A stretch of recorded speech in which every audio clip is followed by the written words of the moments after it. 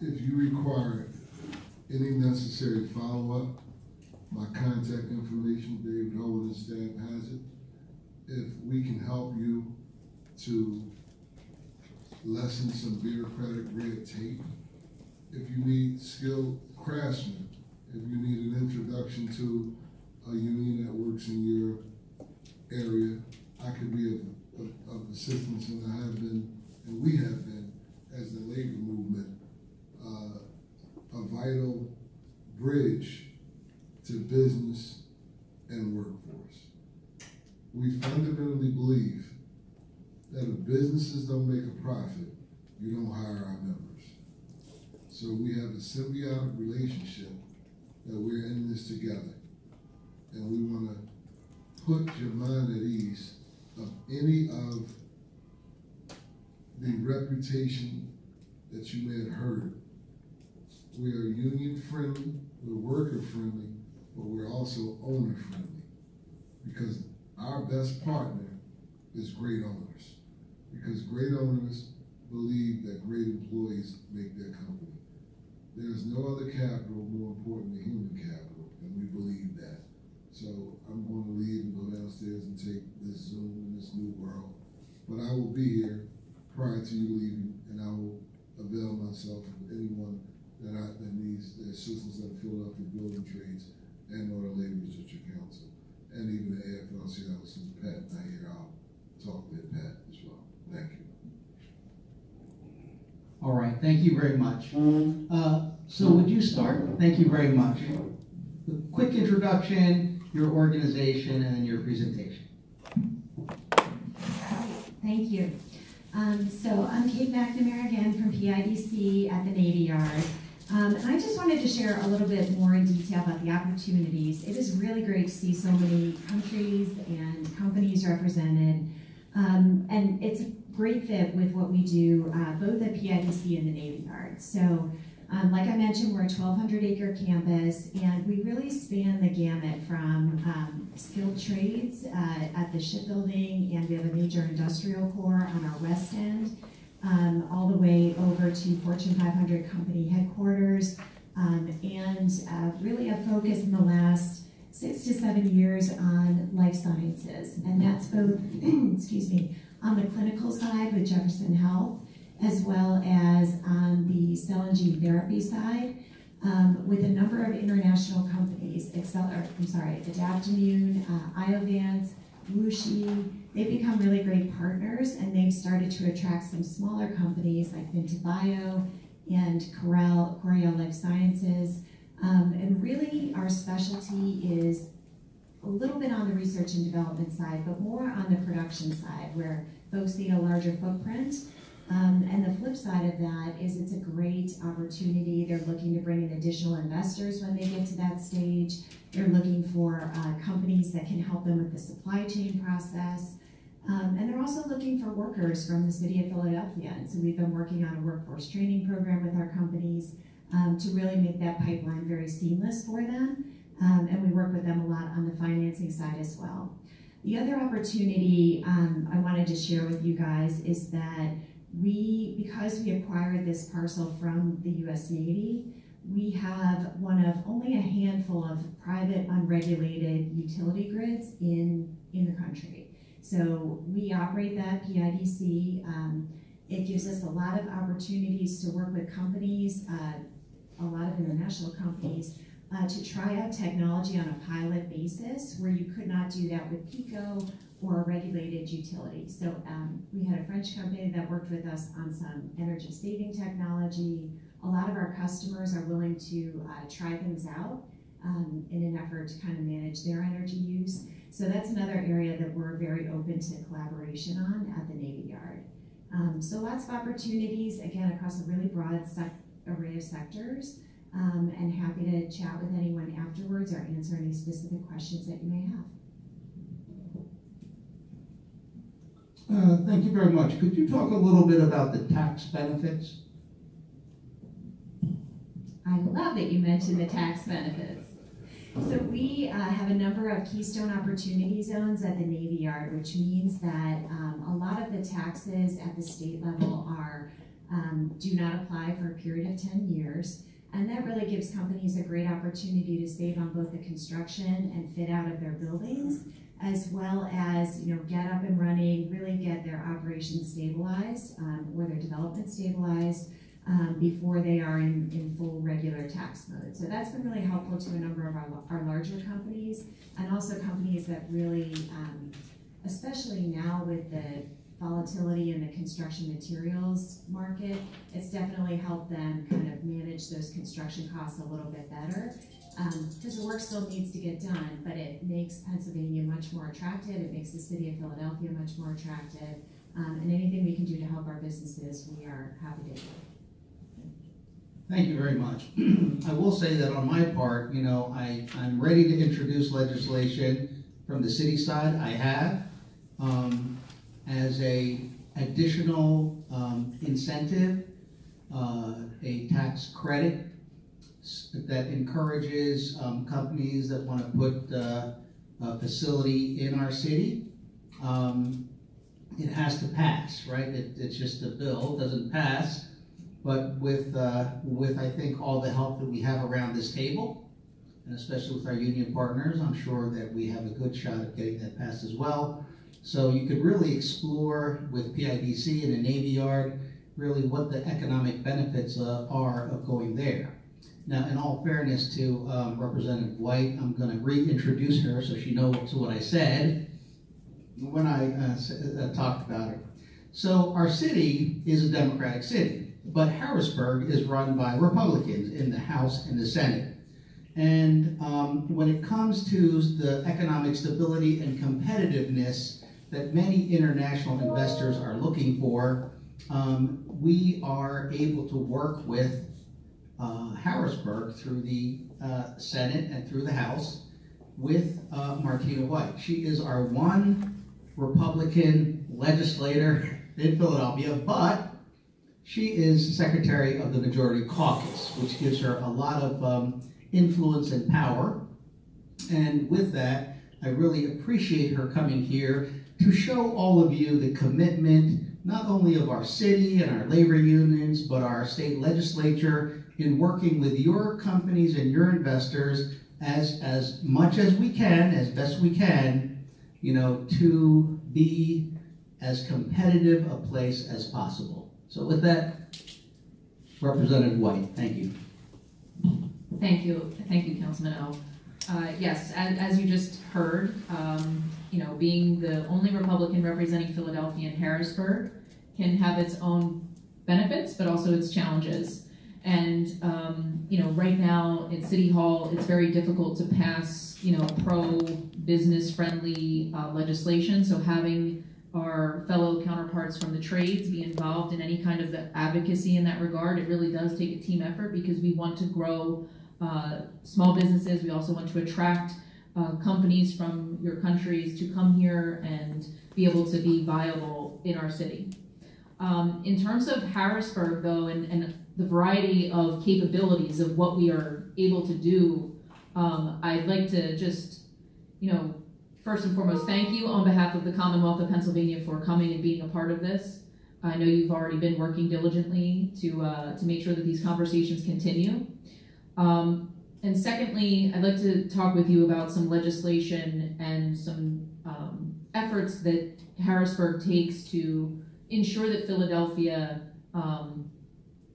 is fostering the type of job growth and economic activity that we all want to see. So first, I'll talk about a couple of pieces of legislation that I have, because I'm here and they're my bills, so I'm gonna. I'm just kidding. But City Council had actually passed a net operating loss piece of legislation back in 2018, and Harrisburg, because of the structure of law, the City of Philadelphia comes under its own special kind of legislation, basically, authorization. It's called a Home Rule Charter, and Harrisburg authorizes that to exist. But in order for the city to be able to add additional taxation onto businesses or individuals, they have to get authorization from Harrisburg to change any of their local tax laws, generally speaking. So this bill would actually allow for, instead of a 3-year period, companies would actually be able to carry over their net operating losses over a period of 20 years instead. And like I said, City Council had passed this, which is an enormous accomplishment in and of itself, but because Harrisburg has yet to authorize it, it can't happen yet. So we are in the process of getting that authorization completed so that the legislation can go into effect in Philadelphia. We expect that that will be completed before the end of the year, so you can look to your businesses and say, look, this is one additional great aspect of being able to bring jobs to Philadelphia is you can do the carry forward net operating loss. Along with that, I would say that as you had previously mentioned earlier, the Keystone Opportunity Zones are really a key component to Pennsylvania's tax structure in terms of how we attract some large corporations to come here. And there's also, that basically waives a lot of the state taxes in those particular areas. And I have a Keystone Opportunity Zone in my district, and they're kind of placed sporadically throughout the Commonwealth to spark investment in those particular areas. There's also what's called a RACP program, which as a legislator, we are able to advocate for your business to receive a RACP grant. And those are typically used for capital projects that maybe you want to put a big facility here in Philadelphia, but you don't have the capital to maybe make that happen just yet. And we would match the dollars that you would put up when it's very difficult to get. I'm not saying we're handing out RACP project grant money everywhere you go, but it's an option for some folks to apply for. And if it's something that the Commonwealth feels is a great opportunity to invest in, then we will make that move happen. As far as Philadelphia, I mean, we are an incredible city, and we have our port, we have the airport, everything is very local. We have, in Northeast Philadelphia, we have an airport that handles specifically the private jets for large companies. When their corporate headquarters are located in the city of Philadelphia or in the Commonwealth, it's an easy access. You don't have to deal with all of the all the other interactions down in the international airport, which is also pretty incredible. I think Shelley has done an amazing job making that more of a convenient location and more readily accessible to other nations, and is happy, I believe, to coordinate with anyone who is having any areas of concern in that regard. But to that end, we are trying to make a lot of changes. Part of Pennsylvania's core focus is education. We invest billions and billions of dollars. It's one of our largest line items in the Commonwealth. We invest in education, but we also have a focus on the apprenticeship programs, which you've probably heard from our labor friends. This is how our workforce is one of the most premier workforces in the country and probably around the world. Because of these apprentice programs where they're able to train people on everything from building skyscrapers to, you name it. It's pretty incredible. Plumbing, anything that involves using your hands and your brain power to facilitate making something happen. So we at the state level invest like over $250 million annually on apprentice programs. These are really great to know about because you can team up as a company with some of these apprentice programs to ensure that you have the workforce that you need in order to build out your new facility or to maintain the maintenance on your facilities. Another aspect of Pennsylvania's benefits of coming here is our low energy costs. I don't know if you've spoken about that in the past, but I think it's like 30% less than what's in New York in comparison to the energy that we can provide here in Pennsylvania. So your overhead when you have a business here is significantly less than most of the East Coast, I would say, other than going too far south. But we have a ton of natural gas. It's one of the real benefits that we've had, been able to access what's under our own feet and be able to provide not only your employees a lower cost of living through that energy, but also, like I said, for your business to be able to have a lower overhead expenditure which is significant. I think we have a lot of data centers popping up. We have a tax credit that we just passed to make those happen. We also have seen a lot of cryptocurrency companies opening up.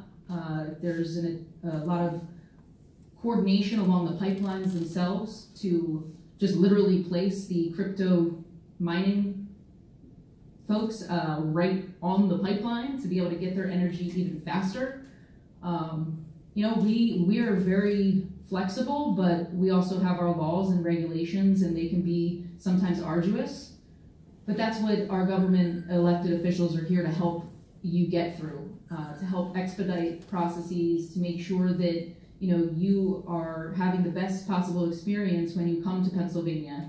We have a governor's action team who works with multinational corporations. UPS is a really great example. They came into, they've been around for a long time, don't get me wrong, and they're a wonderful company to work with, but they were looking for specific locations across the Commonwealth of Pennsylvania, and we were able to facilitate making sure that one of those locations is here in Philadelphia. So we're really excited about that.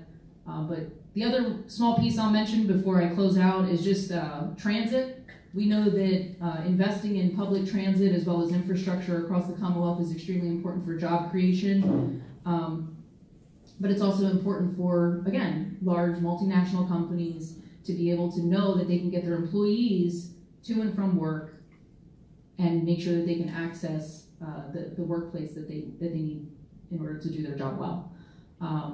And it's when you have a large workforce, you need to have that, and you have to know that the place that you're investing your company, or your employees and your jobs and your money is going to continue to invest in that. And that is something that I continue to advocate for out in Harrisburg for the entire Southeast region, who has benefited from SEPTA. I also serve on the SEPTA board. So this is a top priority for me, and I know it is one of the key components to attracting large businesses into the city. So if you have any questions or particular aspects of how the Commonwealth works when it comes to working with the honorary consul of Switzerland, or any nation who has an interest in visiting the Commonwealth's capital in Harrisburg, meeting with the governor's action team, or meeting to discuss potential investment in our Commonwealth, that's something that David O. Would be happy to help facilitate through my office. And a lot of folks from other nations typically seek out memorandums of understanding. So those are the types of conversations that we can help to facilitate as we move forward with building a stronger relationship between your country and Philadelphia and the Commonwealth of Pennsylvania. Thank you again. All right, thank you very much. Next we have from Hilco, Megan Kelly. Thank you.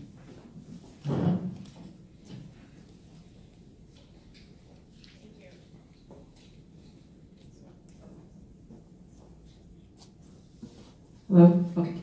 Hi everyone again, Megan Kelly with Hilco Redevelopment Partners. The site that I mentioned to you in my introductory remarks is, again, the former Philadelphia Energy Solutions oil refinery. Hilco Global came in and purchased the site in 2018, and the plan is to redevelop it, remediate it, first and foremost, but also redevelop it into a logistics, e-commerce, light manufacturing, life science campus in Philadelphia. And we think it's an incredible opportunity because of the superior connectivity that the site has, with Philliport only 2.5 miles away. We're rail served. We have waterfront access. We are only about 2 miles south of University City. We have the Philadelphia International Airport within a few miles, interstate access, highway access, etc. So we look forward to working with all of you when it comes to companies in your home countries who are looking for their next expansion destination. We think that we could offer quite a lot of variety. And we're really starting with a blank slate, which is great. There are a number of steps that need to happen before we are shovel ready. So our timeline is about Q4 2023 to Q2 2024 to begin construction, depending on where you're talking about putting your facility on our site. But I think the great news is there's plenty of lead time there to have conversations and really, like I said, start with that blank slate. Lots of room to grow your company's operations over time. Like the Navy Yard, I think we share a lot of similarities actually in terms of our connectivity, the size of our campuses, and also the Keystone Opportunity Zones as well. So that's a great benefit that our site has, and like Kate said, it's a powerful tool that abates most taxes for about 10 years. And in my role at Select Greater Philadelphia, which was a regional organization that tried to pull investment into not only Philadelphia, but Southeast Pennsylvania, Northern Delaware, Southern New Jersey, my experience in talking to site selectors, brokers, companies from around the world is that the Keystone Opportunity Zone is an extremely competitive and powerful tool. So we're very fortunate to have that program in the Commonwealth and to have it at our site. It is a great opportunity.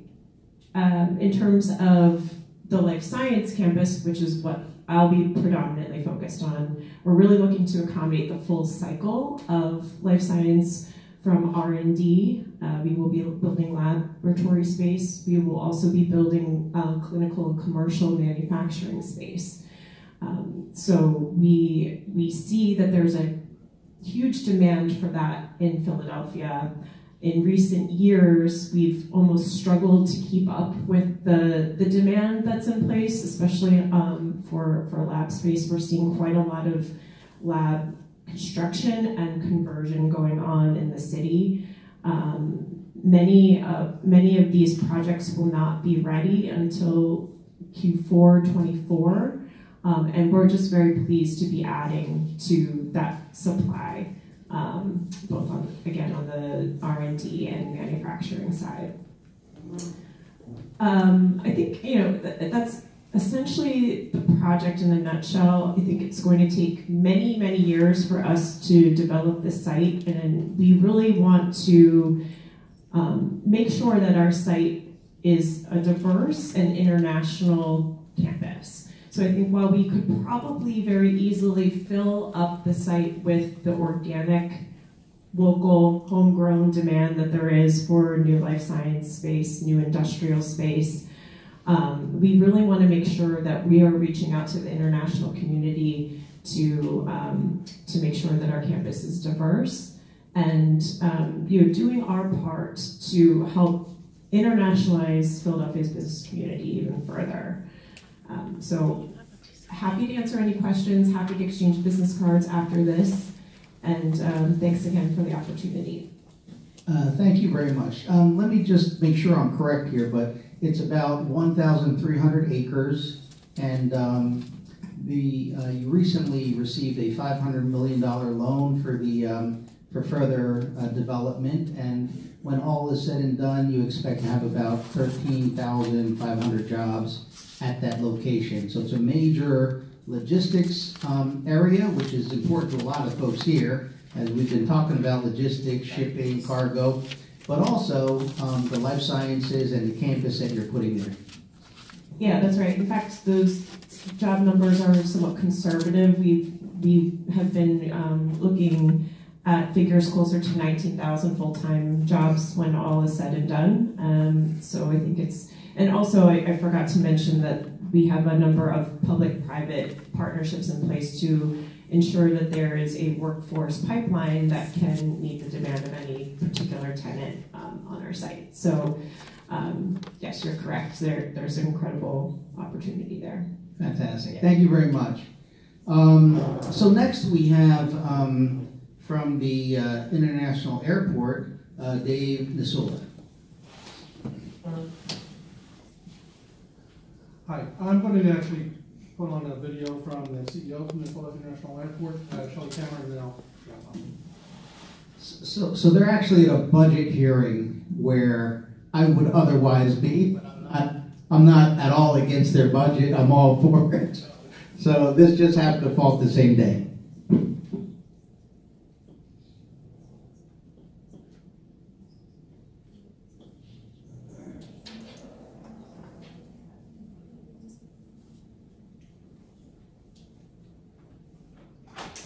Cameron, CEO of the City of Philadelphia's Division of Aviation.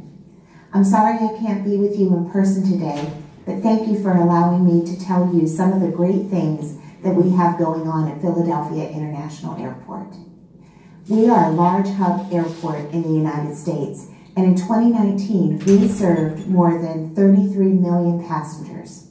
Currently, we have nonstop service to 126 destinations. 89 of those are domestic destinations, and 37 are international. We truly connect Philadelphia with the world. In addition to passenger air service, we also have a very robust cargo program. And even during the pandemic, we saw year-over-year growth with the amount of cargo that passed through our doors. But we know we can do even better. We are in a very strategic geographic location with access to very large populations and many businesses with great highway access and room to grow. A few years ago, we purchased 135 acres, and we now have the largest greenfield site on the eastern seaboard dedicated for cargo development. We have already invested $90 million of airport money in making sure that that parcel of land is ready to go. And we have federal aviation approvals in place for us to start the program. We are moving forward with some initial projects right now and would love to talk to you about more opportunities. Again, thank you for allowing me to address you today. I hope your visit is productive, and if you would like to meet with us to discuss cargo opportunities or any other growth opportunities at the airport, we would welcome your call and would be happy to set up a meeting. Thank you.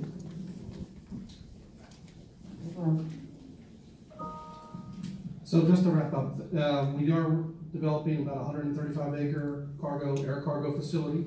We have the approvals, we've invested money, we have 2 bids actually are just received. We're doing them through PIBC, working with our partners. Very helpful for us to help get us to market as quick as possible. Our doors are open and we're interested in talking with you. We talked about jobs earlier.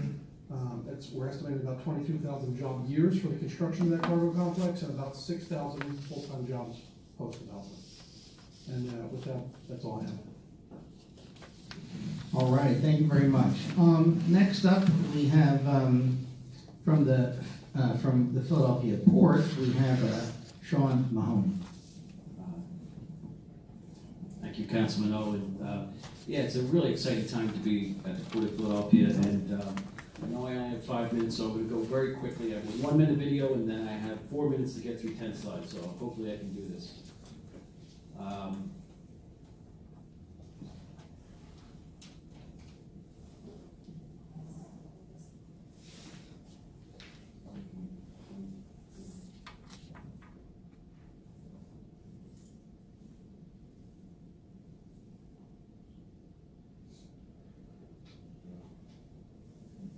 Okay.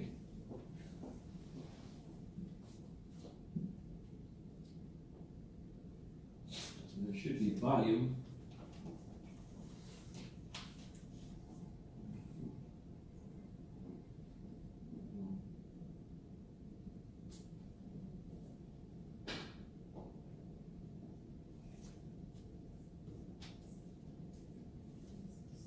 Oh, sorry.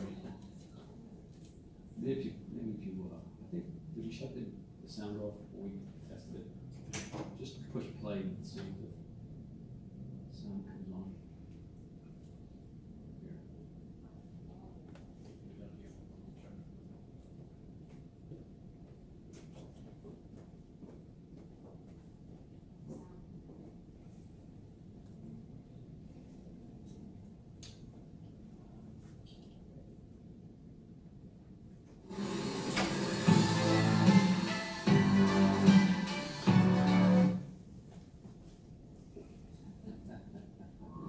Here. Chewed up a lot of my time.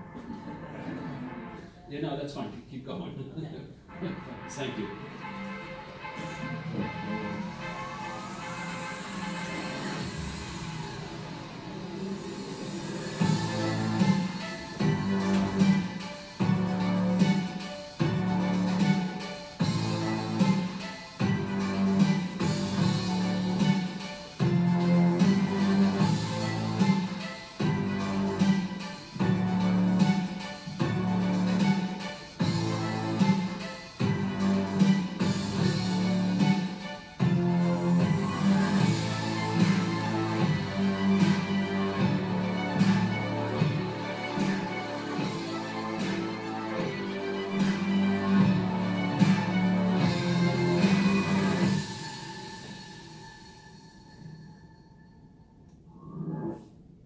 so we are truly an economic engine in Southeast Pennsylvania. These numbers speak for themselves. 15 billion in total marine cargo activity, over it's almost 7 million cargo tons per year, 864 million total wages. Jobs are actually larger than that now. The slide is a bit old. We're somewhere around 13,000 direct and indirect jobs. And as you can see, the local business revenue somewhere around 456 million. State and local receive 93 million a year in generated taxes. In the pandemic, we were actually the fastest, 2020, fastest growing container port in the country. So as other ports around North America were atrophying and losing cargo, we were actually growing. And that speaks to a lot of the strengths that we handle, types of cargoes we handle in Philadelphia, which is a lot of perishables and food products. Workforce, these are family sustaining jobs. These are majority are union paying, as you can see the various wage levels there. And we, based upon a study of the World Bank and IHS Analytics, our labor force is some of the most productive. We were ranked #1 in productivity in North America out of all the ports. So that really speaks to the workforce in Philadelphia. It's the highest productivity as far as getting containers on and off the vessel. We're #1. This speaks to our container volumes. This was only for the first month of the year, which is small volumes. We did 57,000 in 2020 January. But you can see ourselves for 2021, where we rank amongst our peers on the Eastern Seaboard. U.S. trade 2021 was up 14%, U.S. East Coast 16%, and we were right there with the growth. So we were building upon our 2020 strengths of 7% and 16% in 2021. So we're building upon previous highs where people, our competitors are building upon actually a dip in the volumes. And it hasn't been just the past few years. The past decade, compound annual growth, as you can see, of 12%, and we're not done. We're just getting started. So there's been a lot of, hopefully you've heard about the expansion and a lot of the capital dollars that are being spent on the Delaware River. We've been speaking for over a decade about the deepening of the channel. So we're going from 40 feet to 45 feet, 103 miles long. That's almost done. It'll be done in a few months. So we'll be able to handle huge super post-Panamax vessels, same size vessel that's going to the Port of New York. In 2016, Governor Wolf announced our Port Development Plan 1.0, which basically got us caught up. We had to rebuild the berths, get the super post-Panamax cranes. There's a lot of, built some warehousing, built a brand new state-of-the-art auto facility, handling all the Hyundais and Kias coming into the Northeast. Now, on February 4th, Governor Wolf announced $246 million, which basically I equated to not catching up on anymore, but pressing on the gas. So we'll be able to start to see substantive growth in the Port of Philadelphia and get to 1.2, 1.3 million TEUs as quick as possible. Our real goal, and we'll be releasing within the next month a plan, capital improvement plan, would be to have $3 billion in expansion capital improvements. So just going back to the 1.0 plan, as you can see, we put $188 million into the Packer Avenue, which rebuilt the whole terminal. As far as the berth was concerned, being able to five super post-Panamax cranes, electrifying, making more environmentally friendly. Wherever we can do that, we do take the opportunity to acknowledge the global warming and become more environmentally friendly. We built a brand new 155-acre Southport auto facility, 93 million, roughly do about 200,000 units of cars there a year, and put $12 million into the Tiger Marine Terminal, where we do over 500,000 tons of forest products from all over the world. So we're just going to be opening up the last part of that money will be the Philport Distribution Center at 3rd and Galloway at the site of the old produce terminal. That'll be opening up in June. State-of-the-art 200,000 square foot dry warehouse. In an infogram, what did that money do for us? As you can see, vessels get larger because the Panama Canal was expanded in 2016. The vessels get higher and wider, which means you need higher cranes. When you have bigger cranes, it's more weight, you have to rebuild the berth, so it's all a big cycle. And it just means jobs. So we go from where we were at 10,000 jobs up to 17,000 once we reach The 1.2 million, friendly for the environment, moving cars into the region. It really pays for itself as far as taxes, and also we grow in one of our main cargoes, which is forest products. And again, it's all about economies of scales with the size vessel. This is a 13,000 TEU vessel. TEUs are 20-foot equivalents. Containers come in 20-foot units or 40-foot units. One 40-foot container is two 20-foot, so it's a metric. So that's a 13,000 TEU vessel. We can handle the same size vessel that's calling New York or Baltimore.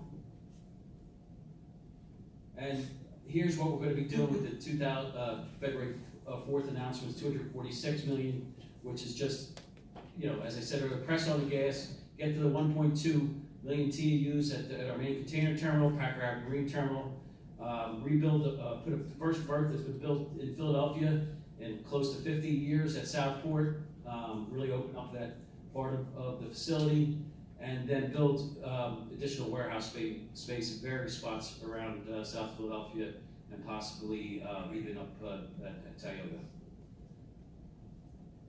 We did have some challenges coming out of the pandemic. We saw some slowdowns coming out of August and September. Our operators, in conjunction with us, took a bunch of steps, opening up satellite yards, opening up the terminal almost to midnight every day, which isn't normally what happens. Worked with CSX to get more throughput, on the train side, the modal side. Purchased additional chassis, and it would only there was a delay. It only affected up to 4 vessels, and I think was really reset the terminal, really put us in good footing. So right now we have no congestion. We're very proud of that. We have capacity to grow. We're very proud of that, and we're really looking forward to the future and playing a vital partner in the future of the city of Philadelphia. I'm not going to go into all these, but just suffice to say, there's a lot going on in South Philadelphia. It's a unique nexus of deep water, railroad infrastructure, and highway infrastructure that's second to none in the country. And we're going to be expanding those operations down there and moving the fence line that if you went down there today, back, moving it inland so we can have more throughput, create more jobs, and serve more industry in the Commonwealth of Pennsylvania. Thank you.